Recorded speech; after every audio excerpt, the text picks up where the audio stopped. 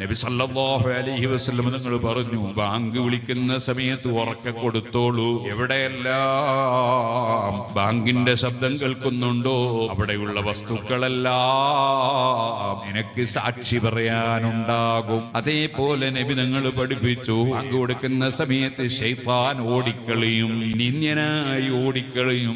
Bank കഴിഞ്ഞാൽ അവൻ തിരിച്ചു വരും. ഇഖാമത്ത് കൊടുക്കുമ്പോൾ വീണ്ടും അവൻ ഓടിക്കളിയും. ഇഖാമത്ത് കഴിഞ്ഞാൽ വീണ്ടും ശൈത്താൻ തിരിച്ചു വരും. നിസ്കാരത്തിലേക്ക് കടക്കുമ്പോൾ ശൈത്താൻ വന്ന് മനസ്സിൽ പലതും തോന്നിപ്പിക്കും. അതോർമ്മിക്കൂ, ഇതോർമ്മിക്കൂ, അങ്ങനെ പലതും ഓർമ്മിപ്പിക്കും. അവസാന നിസ്കാരം എത്ര റക്അത്താണെന്ന് പോലും സംശയത്തിലായി പോകും. നമ്മൾ നല്ല മനസ്സോടുകൂടി ഭക്തിയോടെ നിസ്കരിക്കണം. ആ നിസ്കാരം ഖളാകാതെ നിസ്കരിക്കണം. നമ്മുടെ കടപ്പാടാണത്. ആ ബോധത്തോടെ ജീവിക്കണം.